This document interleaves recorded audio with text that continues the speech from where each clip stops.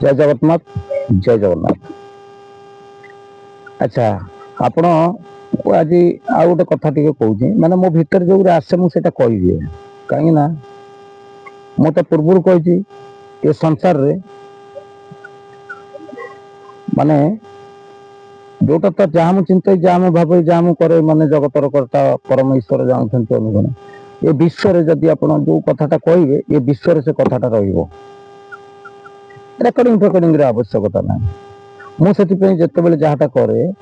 मो चारि कांथ भितर आबद्ध होकर करना कहीं पंचभूत ये रही पदारे पृथ्वी आप तेज वायु आकाश पंचभूत घनी देह प्रकाश जो शरीर जो पंचभूत गढ़ाई से पंचभूत साक्षी थे कथा चलती।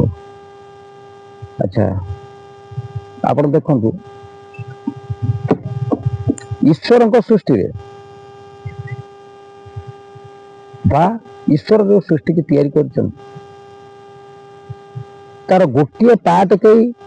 मनीष करें कि धरतु आपणकर आमर गोटे नदी ईश्वर कर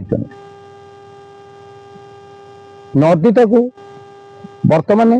गोटे करहब कि नदी नदी करहब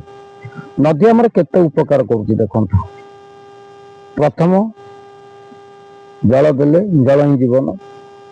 द्वितीय आपंकर बर्तमान जिते सब आम अट्टालिका हो 200 400 500 वर्ष पूर्व भी सब जो पोल भल मंद मंदिर होता से नदी बाली आवश्यकता थिला तो बर्तमान सिमेंट होती से आपंकर चून गुड़ बाली आखु गथर मंजी मंजी तो कहले भूल हम कह कौन आखुर मंजी अच्छी किए कथा धरला वाला सब अच्छा तो आखु आखु देहरु आपंकर दोरुआ हम दोरुआ देहरु गुड़ हम गुड़ होला से गुड़ नई बाली देहरे मिसिब ता संगे संगे आपंकर कौन मिसिला ता देहरे बाली चून गुड़ तीन टांग मिसिक जो कम हो 500 600 वर्ष पूर्व देखिए सब पुराना मंदिर अच्छी से मंदिर पत्थर बर्तमान खसुना कि से मंदिर कौटी आप काचे होना आमर ए मो देखांत भी मुझे देखी आमर जो महाप्रभु कति गला जो 18 नला पोल आम माँ बिरजा कति गला पाखे भी 18 नला से सीमेंट केमी दिखाई। अच्छा से कथाटा मोर कहार मुख्य उद्देश्य जे प्रभु जहा करिसेंती आमे किछि करि परियानी व्यक्ति विशेष किए जने जने आसिले तांको कहबा प्रभु जहाँकर माने वर्तमान जहाँकर फोटो मिलिबो नाही जहाँकर किछि माने रखी करी जाई नांती तांकर किछि चिन्ह वर्ण किछि लेखा किछि रखी करी जाइतंती तांकर स्वरूपटा को आम 500 600 वर्ष भीतर कहीपर तो उदाहरण स्वरूप अच्युतानंद महापुरुषों रूपटा को वर्णना किए कर बर्तमान तांकर रूप कि प्रकार थिला से कैमेरा नथिला डिजिटल आपनकर जो सिस्टम नथिला हाँ मीडिया नथिला किछि नथिला तांकर रूपटा को वर्णना किए करिवो तांकर रूपटा को दिए रखिथो ये जो चक्षु दीटा आमर अच्छे ये चक्षु कैमेरा धरतु मु आपन को देखी जो आपण नाटा शुणी आपण फोटो मो आगू पड़े आस आपण ना धरतु राम कि राम भाई कि राम बाबू मुझे जिते ये करी आपणकर राम कथा पड़ो माने रूपटी पड़े राम भगवान कथा पड़ो माने राम भगवान कथा राम भगवान से रूप नाला कल्पनार रूप के ना भक्तों पाखे कल्पनार रूपटा थाए भक्त पाखे कल्पना रूप थाए सी आपणकर एमती आम जन्म जन्मांतर जो मैंने बर्तमान आम सत्संग मध्यम मिशुचे यहाँ ए प्रकार संपर्क नहीं यहाँ जन्म जन्मांतर संपर्क एमती आम परिवार भितर जी स्त्री पुओ झी भाई बंधु कुटुंब होती सी भी जन्म जन्मांतर संपर्क आप देखिए अचानक जन जन सहित संपर्क हो जाइए सी संपर्क आपंकर माने आपण 500 किलोमीटर 1000 किलोमीटर दूर ट्रेन में जाऊे कि बस जाऊे बाटर संपर्क होगा से संपर्कटा एत घनीभूत हो संपर्क कहले अलग अर्थ कहीं ने नहीं मो झील पुओ संपर्क कहूना बुझे कि मैंने साधारणतः भाई हो मौसा हो पीसा हो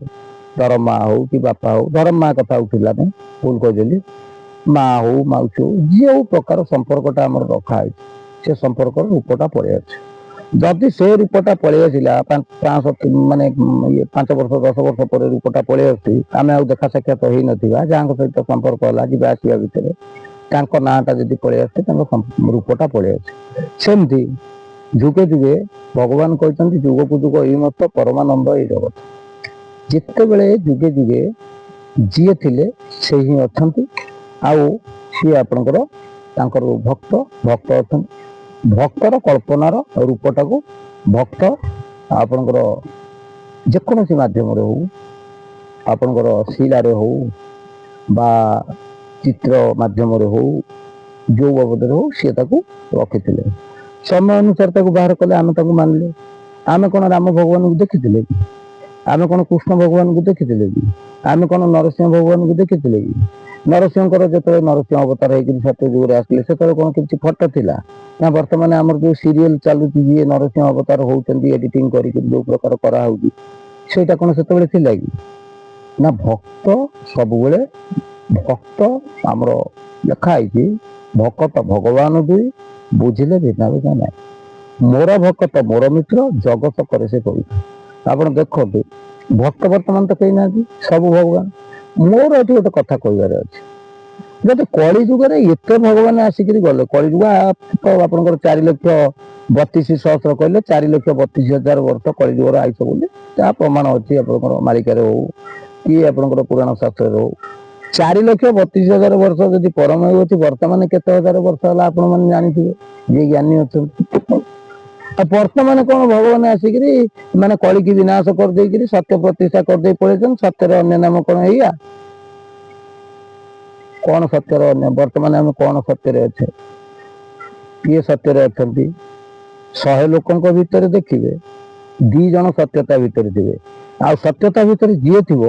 ସିଏ କୋଉ ପ୍ରକାର କଷ୍ଟ ଅନୁଭବ କରୁଥିବ